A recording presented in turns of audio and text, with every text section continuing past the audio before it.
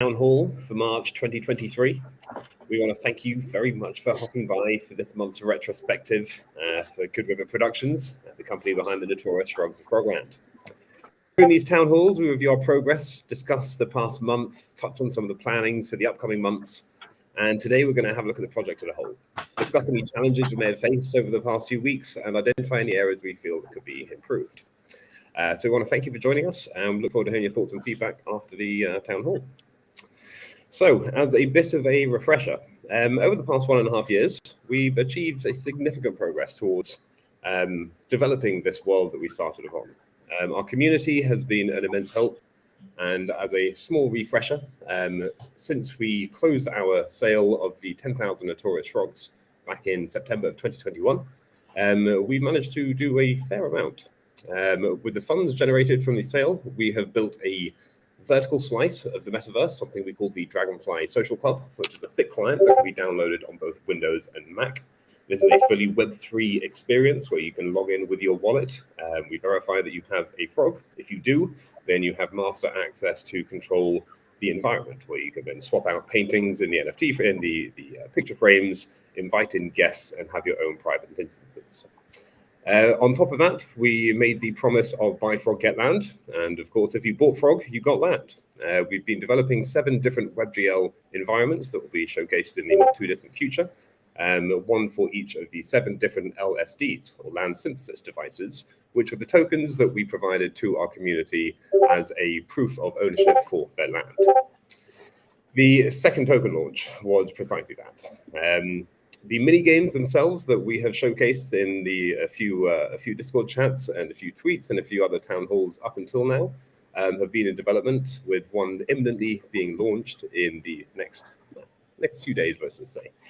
A fully unique and custom backend infrastructure connecting the Discord, thick client, web browser experiences to the blockchain. Effectively being able to have a seamless experience no matter what you're playing or what device you're playing on is a really, really important part of the metaverse, and it's a great deal of the R&D that we've been spending over the past 18 months. Of course, trying to figure out a path to revenue. We are a startup in the Wild West, so of course needing to work with how this technology and how this space evolves is incredibly important. And with that, we have a team of exceptional members from all over the technology and entertainment space that are giving us unparalleled insight into the direction we feel we should be moving in. And with that, business workflows needed to reduce them faster, get bigger, get better, scale.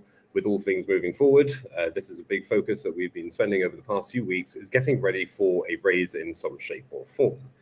And of course, getting everything packaged up in terms of tools, SDKs, and products that we can start sharing with other Web 2 and Web 3 developers that are looking to start working with a lot of the tech that we've had to develop because it simply didn't exist. So a lot of talking, but that being said, we do have a really, really rich world that has been co-created with our community. And so for anyone who may like quests and lore and puzzles and discovery and all sorts of fun, then we would urge you to check out what we're doing over at Frogland.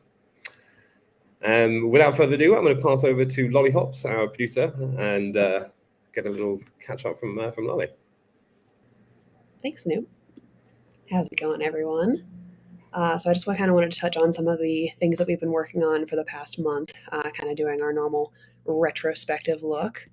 There was also a really good conversation that we had in Gen Chat between the team members and some of the community members, really getting a more clear idea of some of the details and how we're planning to operate the business and how we've, I guess, been operating it for the past 2 years.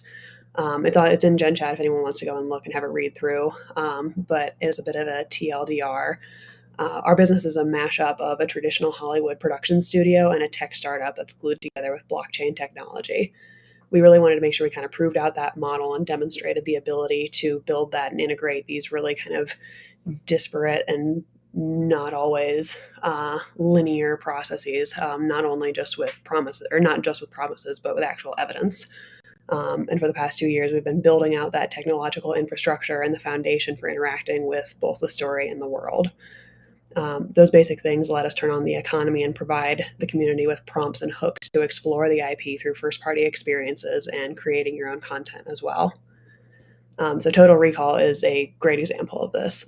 Our goal with that is to prove our production capacity and lay the foundation for an interoperable gaming experiences. We chose Frogger as the base game style because it's a well understood, fun, and the core gameplay loop is relatively simple, which lets us focus our tech resources on building the SDKs necessary for any game to talk to our world, link our server infrastructure to Ethereum and to Discord, and create the foundational process for developing in-game assets. So, for the past kind of a shorter recap of what we've worked on the past month, we've gotten the Web3 wallet login and integration loading, as well as loading your Notorious Frog NFT avatar for playing in the game. We've connected the items and inventory and balance to our Discord leaderboard and Discord economy as well, using a Web2 product called PlayFab. PlayFab manages the interaction between the games and the backend infrastructure, and it's a Web2 game platform that lets us get up and running quickly, and so we can kind of start to test the economy. Also, there's the always fun piece of it is being able to achieve high scores and placing on the leaderboards and seeing how much you can kick your friends' asses, right? On the production side, we have a custom-built and animated frog avatar with all of our amazing frog skins and eyes, which is super, super fun to see in the game. Reskinning those characters to match your Notorious Frog, a bunch of custom-made from the king of death himself, Bugs, a bunch of custom-made silly death animations, which have been really, really cool to see. Those are my favorite thing. We also have a bunch of assets that we purchased from the Unity asset store and then modified heavily to make a fun and dangerous environments for our Hoppin' heroes. And all of this on both the technical and the production side let Bugs and Splat and Shrimp define the processes to source, track, and modify assets, add them into the game world, optimize them, and get feedback on how it feels. Not only so we can make that process repeatable and faster internally, but also be able to help teach community members how to be able to do the same things with our SDK and be able to create your own content as well. Game dev is an art and a science, and it's far more dependent on good-looking visuals and fun than it is on well-maintained code, but we're building both to a high level of organization so we can reuse these things where we can. For instance, when you open up the game and log in, the process works the same no matter what the game is, and we want to be able to reuse all of that and not have to write it more than once. So you can just kind of take it from one game instance and just plug it straight into another instance. It does take a little bit longer to build like this up front, but it gives us much better an idea of how to pull everything together and get everything kind of working and integrated at a really high level. I see, Shrimp. We have the one and only Shrimp with us today as well. So I know hey everyone. Mad at work with Total Recall, but how's it going, Shrimp? Hey, it's going great. Good to see everyone on here.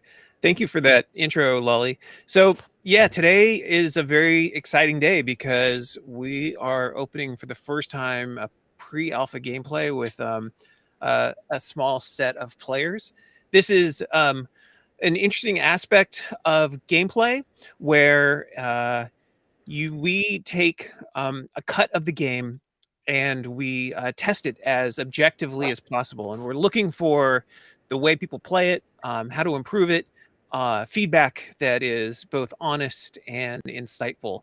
So this is a very exciting time for us. It's also very nerve-wracking. Every playtest that I go through, I get really scared, especially when you've been working on something for so long and you're not sure if it's going to work or not. But what turned out, or what started out as a joke a year ago, where I sent out a link where we should put a video game in the Dragonfly and downloaded a quick Unity template and made a build that said Crossy Toad, has now turned into a sizable internal development process that is really putting all of our skills to the test and tasking the entire team. And there's two components to this, as Lolly said. There's the building out the infrastructure, which is coming along, and then there's integrating and onboarding lore. So the exciting thing about this project is that it bridges the time frame of launch to land, and this is the first set of experiences that we're going to be rolling out, and it's going to be hopefully everything that we hope it is. So I'm super excited for this to start off, and thank you for those of you that have agreed to test. Outside of that, this is Shrimp's Garage, and back to you, Lolly. What a great intro to our playtesting. So I'm going to kind of touch on some of the planning that we have set up for the next month. Although one of the biggest things that Shrimp did just say is getting everyone or getting some playtesting groups lined up and put through the process of testing Total Recall with the team, giving us the feedback, and then seeing where we are and what we're looking at for a full community launch, which I'm not sure. Shrimp, do you want to do the honors on that one? Which honors? the day announcements. That was your very absolutely. Okay, so our announced alpha launch date is Alien Abduction Day, March 20th, which is a very short time frame. We've done it before. We feel like when I say done it, we've launched pizzas in 18 days to make Pi Day. We can do this for Frogland and really make it hit the spot. So we're super excited that March 20th is the day that you as Frog owners will be able to play the game. Now, this is still a game in development, so consider this alpha. What we're talking about today is pre-alpha, and that's the small team that's going to play it, give us some feedback. Then it's going to give us a short amount of time to fix everything that we can fix, and then March 20th, we're heading to the stars. So let's frog and go. Yeah, let's go. I'd like to add that the way in which we're going to be building this out, I think, is fascinating, because now we'll have our initial playtesters. We'll then release this to the sort of the wider Frogholder community. But we will then eventually release this to an even wider community in formats that won't initially be sort of available. So we will have mobile versions of these applications, and not just this mini game, but a number of mini games that will follow this. And being able to now work with a community to have that initial playtesting and get the input and advice and feedback from those people who are already in the space, already actively spending days in sort of learning what the latest is. We want to hear from each and every one of you to see what we're building to make sure it's going down the right direction. Because, of course, we're building this for you all. And so we want to make sure this is something that you will both enjoy. But if you have ideas and input on how we can improve it, then, again, this is the time that you get to work with some exceptional talent in the entertainment space to actually build some cool content. So, again, really, I'm looking forward to seeing how this pans out and having this very sort of more transparent playtesting than the traditional way of building games.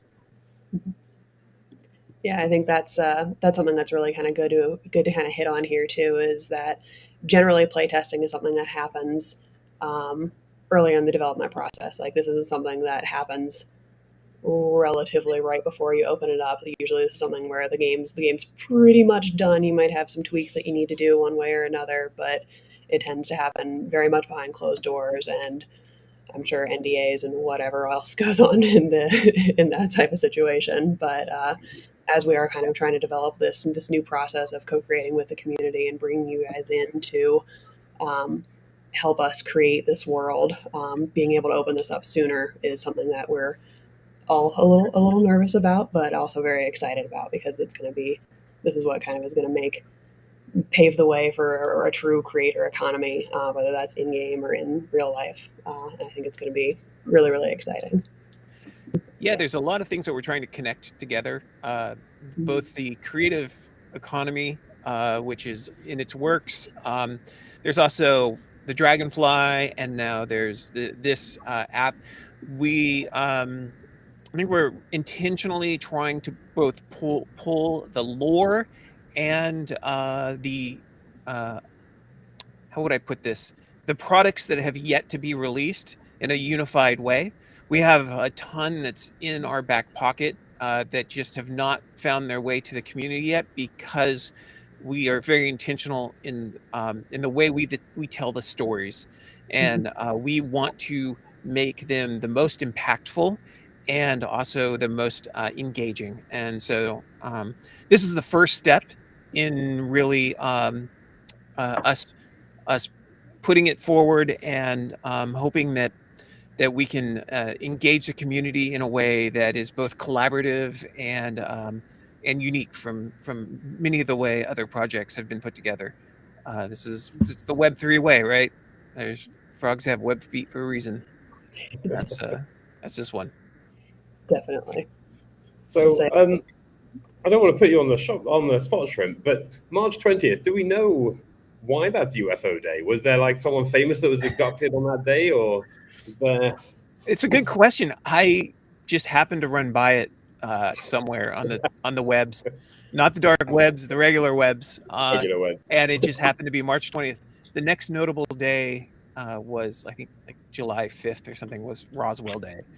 Okay.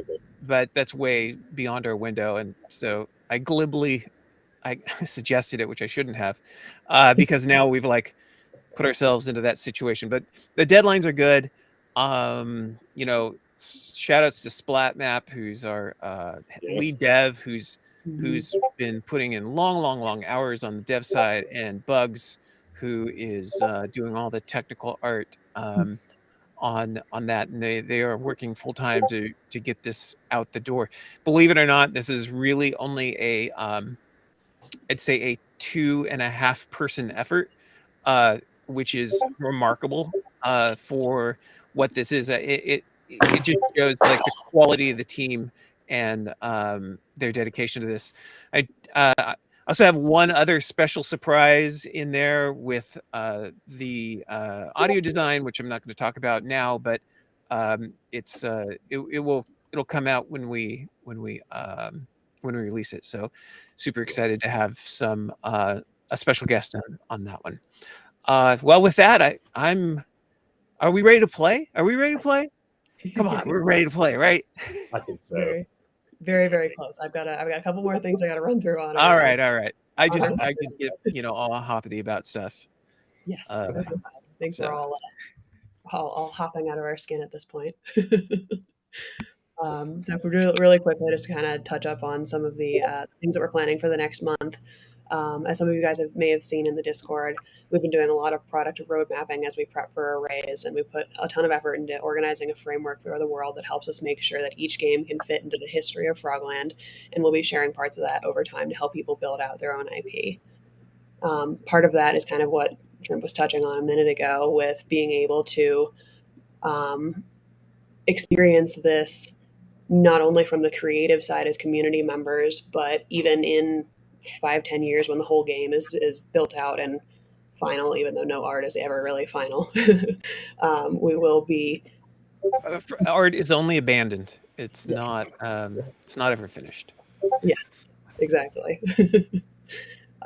So even in 5 years or however long it is until it's appropriately abandoned, the way that people will be able to interact with the world and be able to join as brand new frog holders or brand new players in 5 years is, at least assuming everything goes the way we think it's going to go and all those things, they would be following in the same pattern that you guys are kind of coming into it now, where you buy a frog, you buy the game, basically.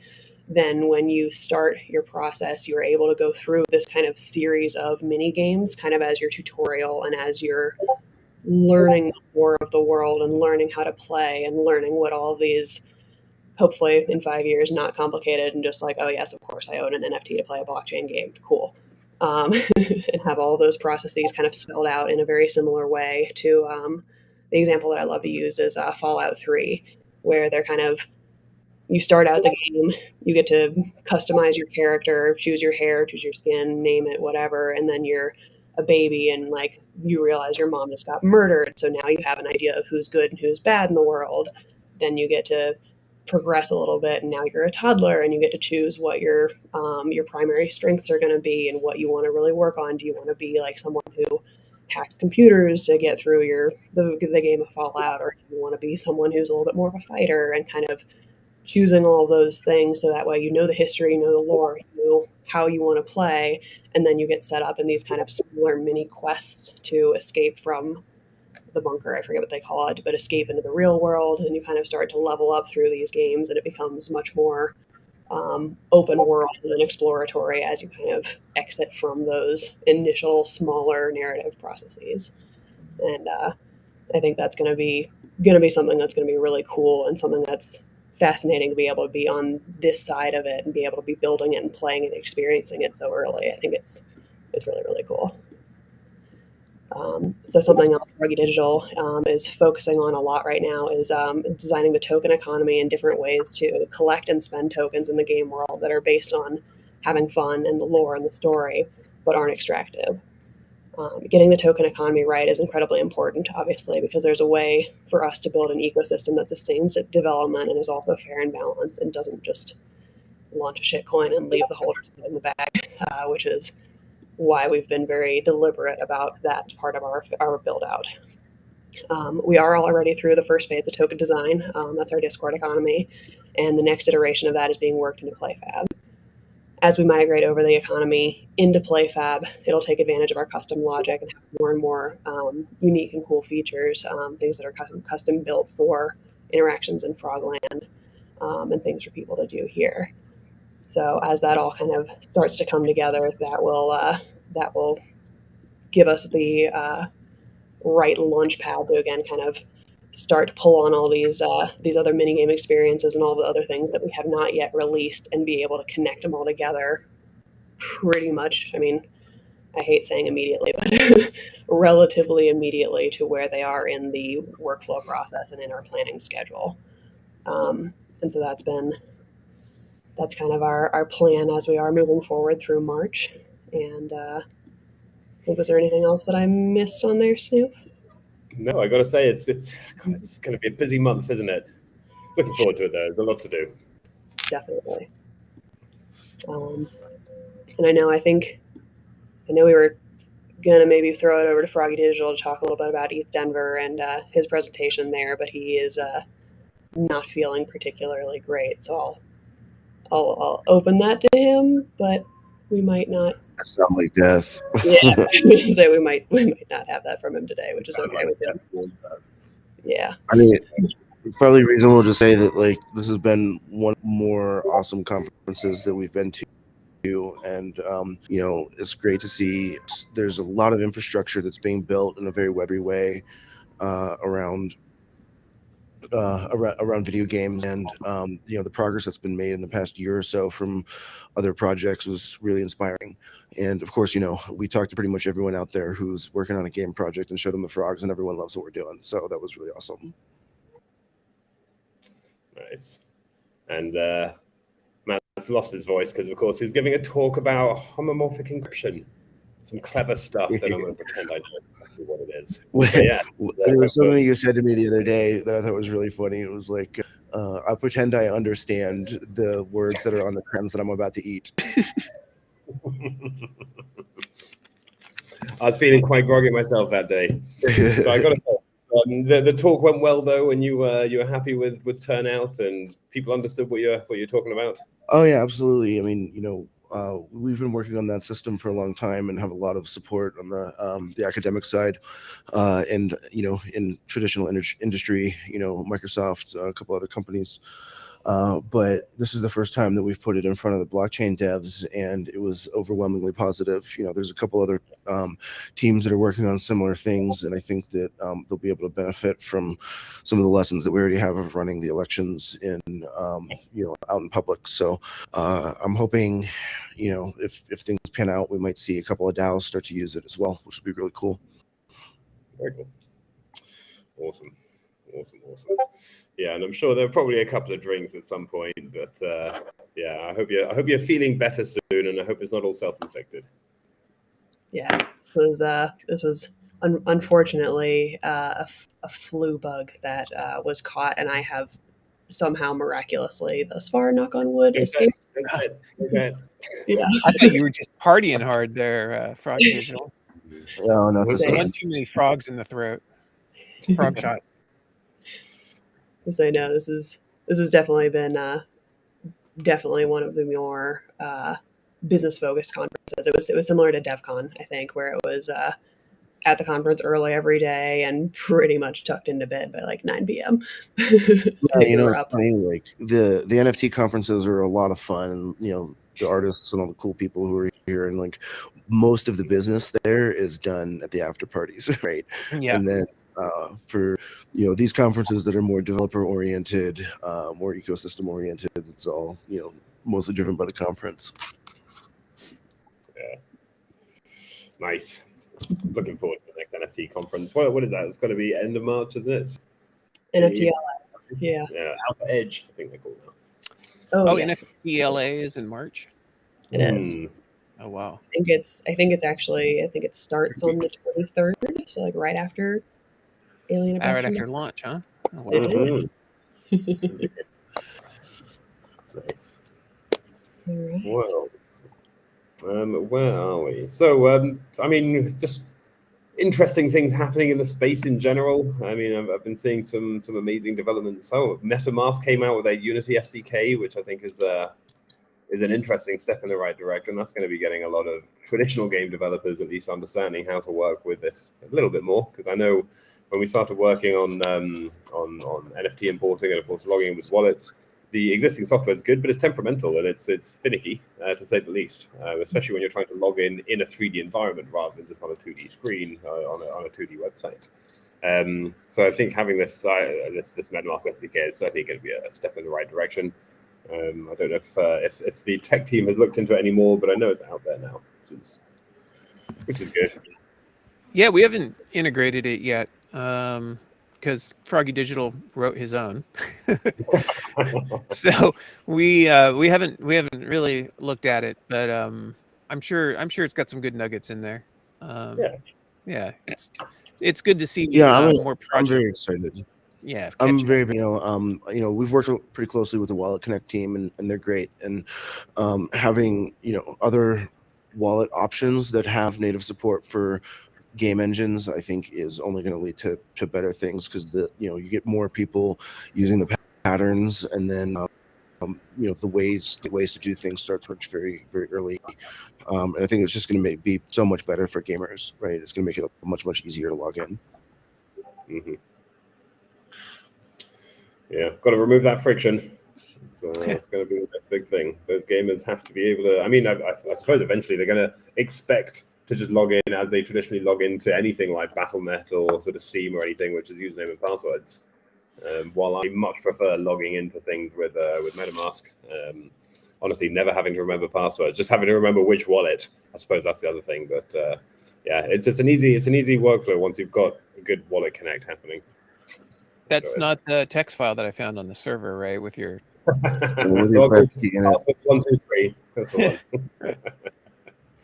Snoop, I'd love to hear a little bit more about ControlNet and some of the AI stuff that you and Frogs are a little bit working on. Yeah, I mean, ControlNet itself is absolutely fascinating. If you see the image that you can see behind me here, this was an image that Frogzilla had control-netted. And I think she dropped another one into Discord yesterday of some cookies. So basically, this new notion of ControlNet takes the idea of image to image, for those people who are familiar with image to image, where you can take one image and give it a prompt and it'll change it in some shape or form. The problem is you don't really get much consistency out of that. So it's a bit hit and miss. And you can turn settings up so you change the original image a lot, or you can turn settings down so you only change it a little bit. But ultimately, the thing you get is, yeah, it's cool, but it's not quite exactly what you want. And if it ever have words in, then you're screwed because AI just doesn't really know what to do with words. So ControlNet basically takes a view of the image and makes it, it sort of makes a pencil sketch outline out of the most prominent areas for the AI to then fill in, almost like a color your own book in. So it's giving control to the neural net to be able to create something more in line with the original image. And you can do some really, really clever stuff where, again, you can put any image into it now and you can give it a prompt and it will take that outline of the thing that you want most and it will retain exactly that. And so the logo that you can see is actually the Frogland logo that I said something like mysterious trees in a forest. Something to that effect will give you these really, really interesting looks. So over the course of the past sort of 48 hours, Frogzilla had gone to town working on a whole bunch of different variations that are pretty awesome. And I think we'll probably push out for some Twitter banners because they make for some good backgrounds. But yeah, overall, it's again, AI continues to amaze where It just developed so quickly. It is becoming more precise, more consistent. I saw even I forget the creators of the studio, but there's a team who has now created a full animation trailer of basically something that looks like Castlevania, which is just absolutely crazy. And it was all done where they filmed it themselves in costume, and they ran the entire thing through AI, used a whole bunch of additional third-party tools to sort of keep the consistency there. But all of this is going to become so much smoother, so much easier to use in weeks, if not days. So yeah, really cool stuff. We're using it a little bit on the upcoming game. As an art director, it gets a little hard to not draw on things and direct it, and so AI still is a challenge on that aspect. But we've used it for inspiration, and then do paint overs and mashups and amalgamations of multiple versions to get what we want. But yeah, we're using it quite effectively to expand the capabilities of the team and allow us to draw into domains that either we fit in a Venn diagram, or for talent that we just don't actually have that draws or creates a specific thing. It's been quite an interesting journey in integrating that technology in. Yeah, and when the 3D model, text to 3D models, or voice to 3D models in a metaverse, I think would be more appropriate. When that starts getting a little more commonplace, I mean, that's going to be incredible. I'm looking forward to seeing.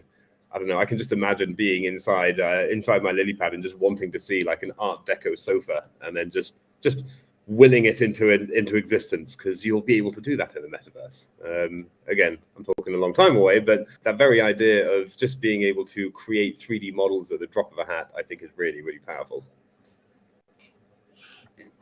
That being said, I think we may have a little something for you all. Indeed, we do. I'm going to go and I'm about to go and drop the link for the Twitter banners into our holders channel. I love it. That way, you guys can use those as well. Nice. We'll update mine immediately after this. And I think with that, we're going to go ahead and transition over to playtesting, unless I've missed any. Happy days. All right. Well, thank you guys all for coming. This has been fantastic. It was a little on the quicker side, but we want to make sure we get over to playtesting and start gathering that feedback. But if there's any further stage setting you want to do, Shrimp, on that for the wider community before we narrow it in? No, whatever they play is not going to be what you play. Let's put it that way. So this game is in constant development, and that's the way we work, which is exciting, right? We're always integrating new feedback and always open for critique, and knowing how we can do things better and or generate more content for you. So that's what we're here for. So I'm excited to get into this and get the team on the feedback and chewing on how we can get ready for this launch. So with that, I say we close it out and thank everyone for being here. Good. Yeah. Thanks for having me, Lolly. Yeah, absolutely. We will be doing, anyone who's interested in playtesting, we will be doing more groups beyond just this first one. So just shoot me a DM if you're interested on Discord, and we'll get everything scheduled. We're only going to do one leaderboard reset. Ooh. That is today. Okay.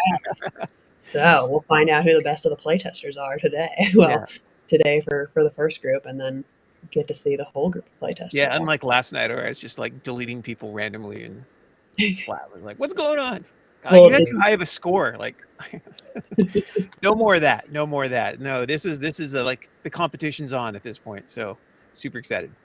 Well, a little tadpole just told me that after Splat reset all the leaderboards, a certain frog member who starts with a G got back on the leaderboard. right after. Ooh. But Splat is an amazing human being, and he wiped it again, so we are good to go. Nice. All right. Well, we'll see everyone Yeah. on the next side. Thank you. Good. Ribbit, everyone. See you in the Thanks. Discord. Ribbit, ribbit. Ribbit.